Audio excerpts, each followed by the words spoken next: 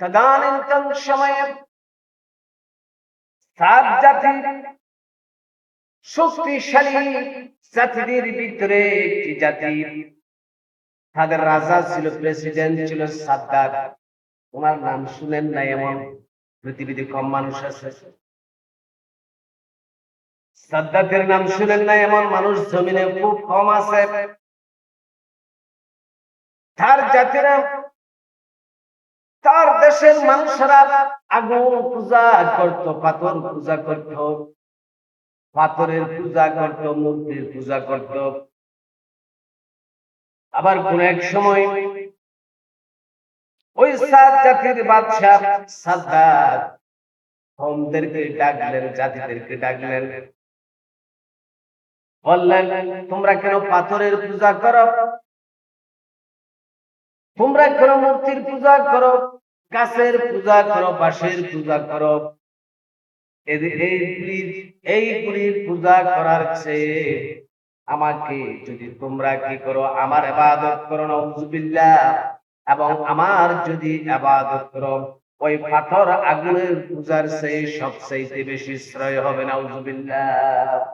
আমি কি তোমাদের রব, তোমাদের খোদা হওয়ার কি যোগ্য আমি নই? জাতিকে কোন এক সময়টাকে সমাবেশ করে একথাগুলি বলছিলেন।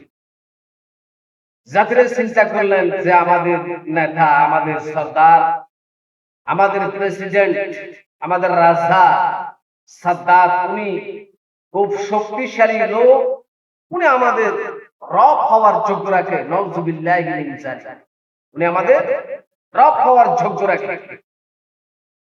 বললেন, জাহাপনা, আমরা আজ থেকে কোন পাথরের পূজা করব না, কোন গাছের পূজা করব না, বাঁশের পূজা করব না, পাথরের পূজা করব না, মূর্তির পূজা করব না। এইগুলিকে আমাদের রব হিসেবে মেনে নেব না। আপনাকে আমরা আমাদের রব হিসেবে মেনে নেব। সুতরাং ঠিক আছে, আজ থেকে আপনি আমাদের রব, আমাদের পালন কর্তা, আমাদের রিজিক কথা, বিধান কথা সবকিছু আপনি, নাউযুবিল্লাহি মিন যালিক। সেই সাদ্দাত রব সেজে গেলেন জাতির সামনে, জাতির কাছে। এই অবস্থা দেখে তাদেরকে হেদায়েত করার জন্য, হেদায়েতের মেসেজ, ওয়াহাদানিয়তের মেসেজ দেওয়ার জন্য আল্লাহ রাব্বুল আলামিন সেই সময়ে দলিলুল কদর নবী এবং রাসূল হযরত হুদ আলাইহিস সালাতু ওয়াস সালামকে সাদ্দাতের দরবারে প্রেরণ করলেন যে তুমি যাও এবং ওই জাতিকে, সাদ্দাতকে বুঝাও, কেবলমাত্র শুধুমাত্র আল্লাহ ছাড়া একমাত্র উপাস্য এবং জীবনদাতা, বিধানদাতা আল্লাহ হবার যোগ্য আল্লাহ ছাড়া আর কেউ, তাদেরকে বুঝাও। হযরত হুদ আলাইহিস সালাতু ওয়াস সালাম ওই সম্প্রদায় এবং সাদ্দাতকে বুঝাবার জন্য ওনার দরবার মহলে প্রবেশ করলেন। প্রবেশ করার পরে উনি ফকির মানুষ, দরবেশ মানুষ, আল্লাহর পয়গম্বর, ওনার পোশাক পরিচ্ছদ তেমন কোন স্ট্যান্ডার্ড ছিলেন না। মোটামুটি জীর্ণ শীর্ণ কাপড় পরানো একজন মানুষ সাদ্দাতের দরবারে প্রবেশ করলেন এবং সাদ্দাতকে দ্বীনের দাওয়াত দিলেন, কালিমার দাওয়াত দিলেন, ওয়াহাদানিয়তের দাওয়াত দিলেন, আল্লাহর দ্বীনের দাওয়াত দিলেন সাদ্দাতকে। আল্লাহু আকবার। নবী রাসূলের দায়িত্ব ছিল তো এটাই। তাদেরকে কেটে কেটে টুকরা টুকরা করা হলো, তাদেরকে মেরে ফেলা হলো। এরপরও এরা দ্বীনের দাওয়াত দেওয়া থেকে এক ধারণা পরিমাণ তারা পিছপা হন নাই। আল্লাহু আকবার। তারা সঠিক হক ও হাদানিয়তের কথা আল্লাহর জমিনে প্রসার করে গেছেন। আল্লাহু আকবার। এই জন্য তো তাদেরকে এলাকা ছেড়ে হিজরত করতে হয়েছিল। বনি ইসরাইলের সম্প্রদায়েরা অসংখ্য নবীকে তারা নাউজুবিল্লাহ কতল করেছিলেন, শহীদ করে দিয়েছিলেন। তেমনি করে হযরত হুদ আলাইহিস সালাম সাদ্দাতের কাছে এই মেসেজ দ্বীনের দাওয়াত পৌঁছালেন। কি বললেন?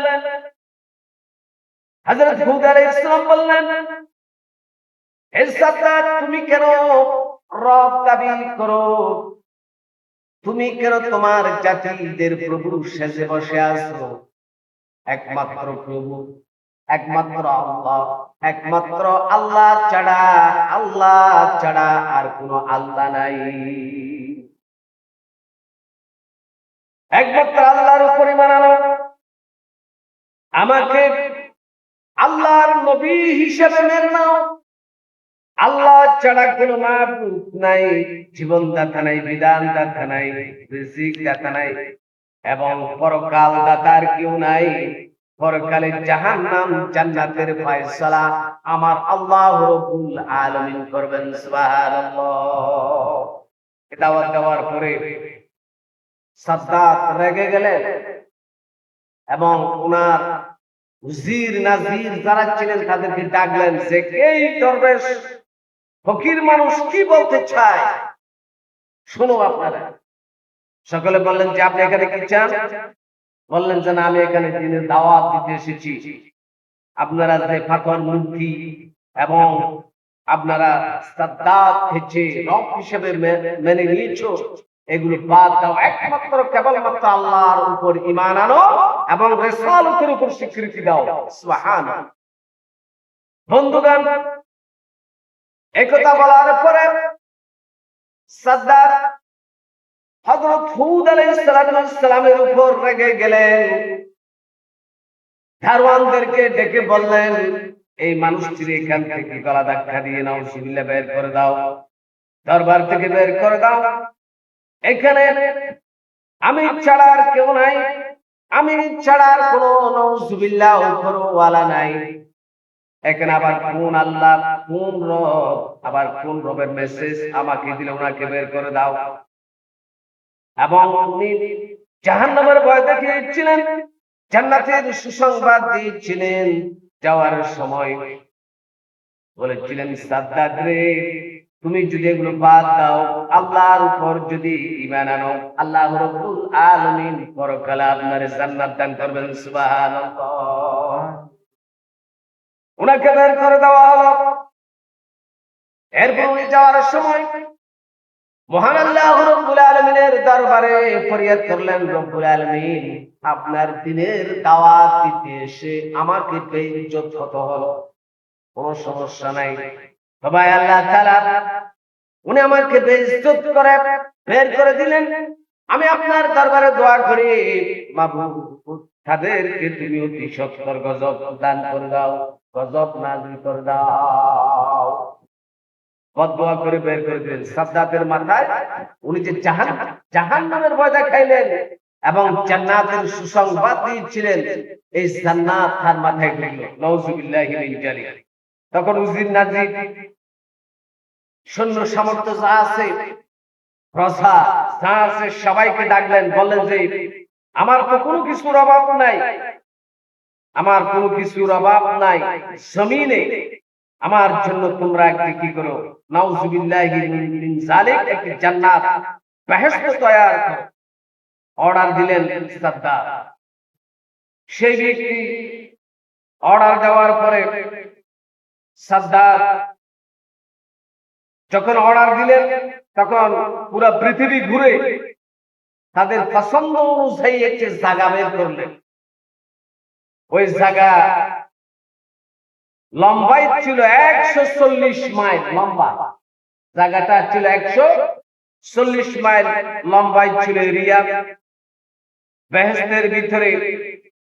এবং মাঝখান থেকে হিসাব করে 8 মাইল লম্বা প্রস্থ, এবং এই বিশাল একটা এরিয়া জুড়ে এখানে নাউজুবিল্লাহ দুনিয়াবি জান্নাত তৈরি করা আরম্ভ করলেন। হীরা, মণিমুক্তা, জহর এবং দামি দামি গহনা, স্বর্ণ, রূপ, এগুলি দিয়া জান্নাত তৈরি করা আরম্ভ করলেন। এখানে কাজের সময় ব্যয় হয়েছিল ওই সময় 300 বছর। সাদ্দাতের এই দুনিয়াবি জান্নাত বেহেশত তৈরি করার সময়ের প্রয়োজন হয়েছিল 300 বছর প্রয়োজন হলো। নাউজুবিল্লাহি মিন যালিক 300 বছর। এরপর ওখানে কাজ করেছিলেন প্রায় 2 লক্ষ কারিগর, সেখানে কাজ করেছিলেন। কয় লক্ষ? 2 লক্ষ কারিগর সেখানে কাজ করেছিলেন ওই জান্নাত তৈরি করার সময়। এরপরে চোখ ধাঁধানো ঝর্ণা সৃষ্টি করলেন, মহলের পর মহল, রঙ্গমহল তৈরি করলেন সেখানে, এবং খালো সুন্দর সুন্দর পরিবেশনা, গাছপালা, ঝর্ণা, নক্ষত্র, বাগানের পর বাগান, এগুলি নির্মাণ করলেন, তৈরি করলেন, ঝর্ণা সৃষ্টি করলেন। আল্লাহ রাব্বুল আলামিনের জান্নাতে হুরের কথা রয়েছে এবং গিলমার কথা রয়েছে, হুর গিলমার কথা রয়েছে। উনি পুরা দেশ থেকে বাছাই করে হাজার হাজার